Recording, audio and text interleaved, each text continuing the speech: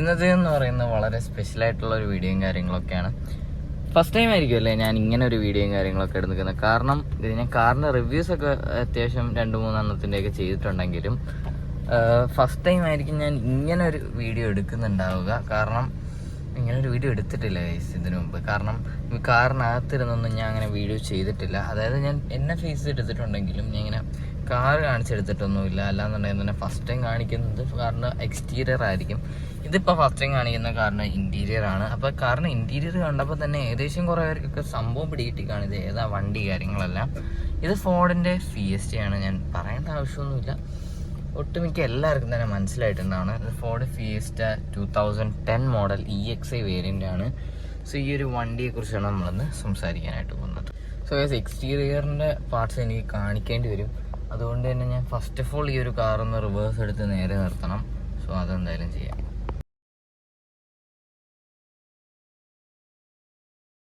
ഞാൻ വണ്ടി വീഡിയോ എടുക്കാൻ വേണ്ടി തിരിച്ചാണ്. എസ്പെഷ്യലി വണ്ടിയുടെ ലെവലിങ്ങും കാര്യങ്ങളൊന്നും ശരിയായിട്ടില്ല, അതായത് പാർക്ക് ചെയ്ത രീതിയൊന്നും ശരിയായിട്ടില്ല. സോ ഫ്രണ്ടിൽ നിന്ന് നോക്കുന്ന ലുക്ക് ഇതാണ് ഗൈസ്. ഞാൻ പ്രത്യേകിച്ച് പരിചയപ്പെടുത്തേണ്ട ആവശ്യമൊന്നുമില്ല, കാരണം നിങ്ങൾ ഈ ഒരു വണ്ടിയുടെ റിവ്യൂസും കാര്യങ്ങളൊക്കെ ഒരുപാട് കണ്ടിട്ടുണ്ടായിരിക്കും. സോ ഞാൻ പറഞ്ഞു തുടങ്ങാം വണ്ടിയെക്കുറിച്ച്. ഫസ്റ്റ് ഓഫ് ഓൾ ഫ്രണ്ടിലെ ലുക്ക് നോക്കുകയാണെങ്കിൽ ചെറിയൊരു പ്ലാസ്റ്റിക് ഗ്രില്ല് നമുക്ക് കാണാൻ സാധിക്കും. അതിൽ ഫോർഡിൻ്റെ സിമ്പിളും കാണാം. പിന്നെ സൈഡിലായിട്ടൊരു ഹെഡ് ലാമ്പ്സ് കാണാൻ പറ്റും. ഇത് നോർമൽ ഹെഡ് ലാമ്പ്സ് ആണ്, LED ഒന്നുമല്ല. ഓക്കെ, നോർമലായിട്ടുള്ള സാധാരണ വരുന്ന ഹെഡ് ലാമ്പ്സ് ആണ്. സോ അതിൻ്റെ താഴെയായിട്ടും ചെറിയൊരു ഗ്രില്ല് കാണാൻ സാധിക്കും. ഓക്കെ, അതും സെയിം പ്ലാസ്റ്റിക് മെറ്റീരിയൽ കൊണ്ട് തന്നെയാണ്. Nothing Chrome or something like that. Full black, plastic black ആണ്. സോ അത്ര തന്നെയാണ് അവിടെ വരുന്നത്. പിന്നെ ബോണറ്റിൽ 2 വാഷേഴ്സാണ്. സോ ഇനിയിപ്പോൾ ഹെഡ്ലൈറ്റ് വാഷേഴ്സ് എന്നാണ് വായിൽ വരുന്നത്. ആക്ച്വലി അത് ഹെഡ്ലൈറ്റ് വാഷേഴ്സ് ഒന്നും അല്ലല്ലോ. സോ ജസ്റ്റ് ആ ഒരു സംഭവം വരുന്നുണ്ട്. പിന്നെ വൈപ്പേഴ്സ് വരുന്നുണ്ട്. Just basic as A normal car. സൈഡിൽ നിന്നുള്ള ഡിസൈനായിട്ടും വളരെ സ്ലീക്കാണ്. പ്രത്യേകിച്ച് ഷാർപ്പായിട്ടുള്ള ഡിസൈൻസ് ഒന്നുമില്ല. ജസ്റ്റ് നീറ്റായിട്ട് സ്ട്രെയിറ്റ് ആയിട്ട് കൊണ്ടുപോയിക്കുകയാണ്. സെയിം ആസ് ദ അപ്പുറത്തെ സൈഡ്.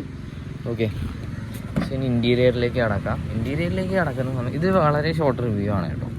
സോ ഇൻറ്റീരിയറിലേക്ക് കടക്കുന്ന സമയത്ത് നിങ്ങൾക്ക് കാണാൻ സാധിക്കും ഒരു നീറ്റ് ആൻഡ് ക്ലീൻ ആയിട്ടുള്ള, അധികം ഡിസൈൻസ് ഒന്നും ഇല്ലാത്ത, വളരെ ഔട്ട്ഡേറ്റഡ് ആയിട്ട് തോന്നുന്ന ഒരു ഡാഷ്ബോർഡാണ് നമുക്ക് കാണാൻ സാധിക്കുന്നത്. ഈ ഒരു ഡാഷ്ബോർഡ് കാണുമ്പോൾ വളരെ ഔട്ട്ഡേറ്റഡ് ആയിട്ട് തോന്നുന്നു പറയുമ്പോൾ കുറേ പേർക്കെങ്കിലും എന്നോടൊരു ഇതൊരു അഭിപ്രായം ഉണ്ടാവാൻ ചാൻസ് ഉണ്ട്. കാരണം ഈ ഡാഷ്ബോർഡിന് എന്താണ് കുഴപ്പം? കാരണം ഫിയസ്റ്റയ്ക്ക് ഒരുപാട് ഫാൻസ് ഉള്ളതാണ്, നമുക്കറിയാം.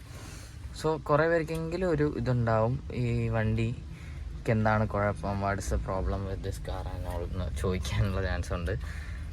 Nothing so serious with that. Okay, അതായത് വലിയ കുഴപ്പമൊന്നുമില്ല. എന്നാലും ഈ ഒരു മെയിനായിട്ട് വൃത്തികേടായിട്ട് വരുന്നത് ഈ ഒരു സംഭവമാണ്. ഈ ഒരു നമ്മുടെ സെറ്റാണ്. ഫോർഡിൻ്റെ OG സാധനം തന്നെയാണ്. But still 2010 case. അപ്പം പഴയതാണല്ലോ. സോ അതിൻ്റേതായ പഴക്കം ഇതിന് തോന്നിക്കണ്ടേ, അത്രയും ഞാൻ ഉദ്ദേശിച്ചോളൂ. പിന്നെ ഡാഷിൻ്റെ ഡിസൈൻ ആയിരുന്നാലും ക്ലീനാണ്, but it's quite old looking. പിന്നെ നമ്മുടെ മീറ്ററിലേക്ക് പോകുമ്പോഴായാലും വളരെ ഡീസൻ്റ് ആയിട്ടുള്ള മീറ്റർ, അത്യാവശ്യം ആവശ്യമുള്ള type RPM, temperature, fuel, speed, പിന്നെ മറ്റേ നമ്മുടെ ഒരു ബ്ലാങ്കറ്റ് കിടക്കുന്നില്ല അവിടെയായിട്ട് നമ്മുടെ കിലോമീറ്ററും തെളിഞ്ഞ് വരും. ഇത് എയർ ബാഗ് ഇല്ലാത്ത വേരിയൻ്റാണ്. എയർ ബാഗ് ഉള്ള വേരിയൻറ്റും ഉണ്ട്. സ്റ്റിയറിങ്ങും കാര്യങ്ങളെല്ലാം അഡ്ജസ്റ്റബിൾ ആണ്. അതിൻ്റെ അഡ്ജസ്റ്റ്മെൻറ്റ്സ് എല്ലാം വരുന്നത് ഇവിടെ ആയിട്ടാണ്. ഇത് പിടിച്ച് താത്തിയിട്ട് കണ്ടല്ലോ, താത്തിയതിന് ശേഷം നമ്മൾ സ്റ്റിയറിങ് മാനുവലി അഡ്ജസ്റ്റ് ചെയ്യാൻ പറ്റും. അതിന് ശേഷം ലോക്ക് പിടിച്ചാണ് ഇട്ട് കൊടുത്താൽ മതി. അതുപോലെ നമ്മുടെ സ്റ്റിയറിങ് അത് പോയി. അടുത്ത് നമുക്ക് കാണാൻ സാധിക്കും ട്രിപ്പിൽ എത്ര ഓടി കാര്യങ്ങളും സംഭവങ്ങളെല്ലാം. Basic as A car. Okay, വേറെ പ്രത്യേകിച്ചൊന്നുമില്ല. 4 പവർ വിൻഡോസ് വരുന്നുണ്ട്. മിറേഴ്സ് ഇലക്ട്രിക്കലി അഡ്ജസ്റ്റബിൾ അല്ല, മാനുവലി തന്നെ അഡ്ജസ്റ്റ് ചെയ്യണം. And that's all guys. പിന്നെ ഈ ഒരു കാറിൽ അഡീഷണൽ ആയിട്ട് ചെയ്തിട്ടുള്ളതെന്ന് പറയുന്ന ഒരു റിവേഴ്സ് ക്യാമറയാണ് ഗൈസ്. ഇത് നമുക്ക് വണ്ടിയുടെ ബാക്കിൽ എനിക്ക് തോന്നാവും. യെസ്, ഇത് ഒരു റിവേഴ്സ് ക്യാമറയാണ്. അതിനെക്കുറിച്ച് ഞാൻ പറയേണ്ട ആവശ്യമില്ല, കാരണം അത് കാറിൻ്റെ കൂടെ വരുന്നതൊന്നും അല്ലല്ലോ. ഇനി നമുക്കിതിൻ്റെ എൻജിൻ ബേയിലേക്ക് പോകാം. അതിന് മുമ്പായിട്ട് എനിക്ക് ഇതിനകത്ത് വളരെയധികം വെറൈറ്റി ആയിട്ട് തോന്നിയൊരു സംഭവമാണ് ഇതിൻ്റെ എൻജിൻ ബേ തുറക്കുന്ന മെത്തേഡ്. കോ ഡ്രൈവർ സൈഡിലായിട്ടാണ് ഇതിൻ്റെ എൻജിൻ ബേ തുറക്കേണ്ട സാധനം വരുന്നത്, ക്യാപ്പ് വരുന്നത്. സോ ബാക്കിയെല്ലാം അപ്പുറത്ത് തന്നെയാണ് ആസ് യൂഷ്വൽ എന്നാണ് എൻ്റെ വിശ്വാസം. അങ്ങനെ തന്നെയാണ് കേട്ടോ. എന്തായാലും നമുക്ക് എൻജിനിലേക്ക് കിടക്കാം.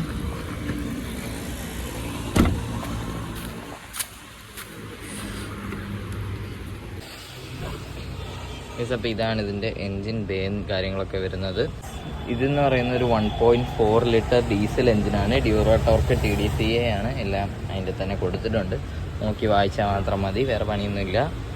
പിന്നീട് നമുക്ക് എൻജിനെ കുറിച്ച് സംസാരിക്കുന്ന സമയത്ത് ഇതിൻ്റെ ക്യൂബിക് കപ്പാസിറ്റി 1400 സംതിങ് കപ്പാസിറ്റിയാണ്. അതുകൊണ്ടാണ് 1.4 ലിറ്റർ എൻജിനാവുന്നത്. ടെർബോ എൻജിൻ ആണിത്. ടെർബോയും കാര്യങ്ങളൊക്കെ വരുന്നുണ്ട്. അത് മാത്രമല്ല നല്ലൊരു ഡീസൻ്റ് ആയിട്ടുള്ള മൈലേജും കാര്യങ്ങളൊക്കെ തരുന്ന എൻജിനും കൂടിയാണിത്. ഡീസൽ എൻജിൻ ആയതുകൊണ്ട് തന്നെ പവറിൻ്റെ കാര്യത്തിലും ഒരു കുറവും വരത്തില്ല. ആ ഒരു ഇതും കാര്യങ്ങളൊന്നും വേണ്ട. ഈ ഒരു പർട്ടിക്കുലർ വണ്ടി ഓടിക്കുന്നതെന്ന് പറയുന്നത് 1,10,000 കിലോമീറ്റേഴ്സാണ്. അതിൻ്റെ മേജർ സർവീസ് ചെയ്തുകൊണ്ടാണ് ഈ എൻജിൻ ഇത്രയും നീറ്റായിട്ടിരിക്കുന്നത്. ഈ ഒരു ഫോർഡിൻ്റെയൊക്കെ ഒരു പ്രശ്നം എന്ന് പറയുന്നത് കറക്റ്റായിട്ട് സർവീസ് ചെയ്യാതെ കൊണ്ടാണെന്ന് കഴിഞ്ഞിട്ടുണ്ടെങ്കിൽ നല്ല പണികളാണ് വരാൻ പോകുന്നത്. നിങ്ങൾക്ക് ഫോർഡ് യൂസ് ചെയ്യുന്ന ആൾക്കാർ എപ്പോഴും ശ്രദ്ധിക്കേണ്ട കാര്യങ്ങളെന്ന് പറയുന്നത് കറക്റ്റായിട്ട് മെയിൻറ്റെയിൻ ചെയ്ത് കൊണ്ടുപോകുക. അപ്പോൾ ഡീസൽ വണ്ടിയുടെ കേസാണ് ഞാൻ മെയിനായിട്ട് പറയുന്നത്. കറക്റ്റായിട്ട് മെയിൻറ്റെയിൻ ചെയ്ത് കൊണ്ടുപോകുക, കറക്റ്റായിട്ട് സർവീസും കാര്യങ്ങളും എല്ലാം കറക്റ്റായിട്ട് ചെയ്ത് കൊണ്ടുപോകുക. ഇങ്ങനെ കറക്റ്റായിട്ടെല്ലാം ചെയ്ത് കൊണ്ടുപോയി കഴിഞ്ഞാൽ വലിയ കുഴപ്പങ്ങളോ കാര്യങ്ങളോ ഒന്നും ഇല്ലാതെ നിങ്ങൾക്ക് അത്യാവശ്യം മെയിൻ്റനൻസിൽ കൊണ്ടുനടക്കാനായിട്ട് സാധിക്കും. പിന്നെ വണ്ടിയെക്കുറിച്ച് സംസാരിക്കുകയാണെങ്കിൽ ഇത്രയൊക്കെ തന്നെ എൻജിൻ ബേയെ കുറിച്ച് എനിക്ക് പറയാനായിട്ടുള്ളൂ. കാരണം ഞാനായിട്ട് ഇനി പറഞ്ഞിട്ടേ എന്തെങ്കിലും മനസ്സിലാവേണ്ട ആവശ്യമൊന്നും അങ്ങനെ ഇല്ലല്ലോ. അതുകൊണ്ട് അത്രയേ ഉള്ളൂ. ഇനി നമുക്ക് റെയർ സീറ്റ്സിനെ കുറിച്ച് സംസാരിക്കാം. അതിനെക്കുറിച്ച് ഞാൻ സംസാരിച്ചിട്ടില്ല ഇതുവരെ. അപ്പം ഇതാണ് ബാക്കിലത്തെ പോർഷൻ എന്ന് പറയുന്നത്. സീറ്റ് കവറിൻ്റെ ഡാമേജസും കാര്യങ്ങളും ഒന്നും നിങ്ങളാരും നോക്കണ്ട. കാരണം അത്യാവശ്യം ഡാമേജസ് ഉണ്ട് സീറ്റ് കവറിനകത്ത്. ഓക്കെ, ഇതിനകത്ത് എൻ്റെ സ്റ്റോക്ക് സീറ്റാണ് വരുന്നത്. ഇത് കീറിപ്പോയി. 1,10,000 സിൻസ് 2010 ഓടിയതല്ലേ, അതിൻ്റേതായ പഴക്കം മാത്രമേ തോന്നിക്കുന്നുള്ളൂ. പിന്നെ നടുക്കായിട്ട് ഈ ഒരു ഹമ്പ് വരുന്നതുകൊണ്ട് തന്നെ 3 പേർക്ക് ഇരിക്കാൻ ഇച്ചിരി ഡിഫിക്കൽട്ടായിരിക്കും. കാരണം ഹമ്പ് ചെറുതും കൂടി ആയതുകൊണ്ടാണ് അത്രയും പാട്. കാരണം ഇങ്ങനെ ഇരിക്കേണ്ടി വരും. മറ്റേത് നമുക്ക് 2 പേർക്ക് സുഖമായിട്ടിരിക്കാൻ പറ്റും. ലെഗ് സ്പേസും അത്യാവശ്യമുണ്ട്. നിങ്ങൾക്ക് കാണാൻ സാധിക്കും. എനിക്ക് കാല് ഫുള്ളുമാണ് നീട്ടാം. ഡീസൻ്റായിട്ട് ബാക്കിലോട്ട് നീക്കിയിട്ടിട്ടുള്ളൂ. ഒരുപാട് ഫ്രണ്ടിലോട്ടൊന്നും അല്ല നീക്കിയിട്ടിരിക്കുന്ന സീറ്റ്. ഓക്കെ, ഇനി നമുക്ക് ബാക്കിലേക്ക് പോകാം. വണ്ടിയുടെ ഫ്രണ്ടിൽ പറഞ്ഞ പോലെ തന്നെ അധികം സംഭവങ്ങളൊന്നും ചെയ്യാത്ത ഒരു ഡീസൻ്റ് ആയിട്ടുള്ള ബാഗ് ബാക്കാണ്. TDCA ബാഡ്ജിങ്ങും ഡ്യൂറോ ടോർക്കും ഫിയസ്റ്റ ഒരു സംഭവമാണ് തന്നേക്കുന്നത്. ഈ സൈഡിലായിട്ട് EXIയുടെ ബാഡ്ജിങ് കാണാൻ സാധിക്കും. മൈക്കിനെ കുറിച്ച് എനിക്ക് അറിയത്തില്ല. ഇനി വീഡിയോ എടുത്ത് നോക്കുമ്പോൾ തന്നെ അറിയണം. കാരണം റോഡ് സൈഡിലിട്ടാണ് വീഡിയോ എടുക്കുന്നത്. That's why. ഓക്കെ ഗൈസ്, അപ്പം ഇതായിരുന്നു ഇന്നത്തെ വീഡിയോ എന്ന് പറയുന്നത്. എനിക്ക് എല്ലാവർക്കും ഇഷ്ടപ്പെട്ടെന്ന് വിചാരിക്കുന്നു. ഇതൊരു ഫോർഡ് ഫിയസ്റ്റയുടെ റിവ്യൂ ആയിരുന്നു. ഇപ്പോഴെങ്കിലും മനസ്സിലായല്ലോ അല്ലേ?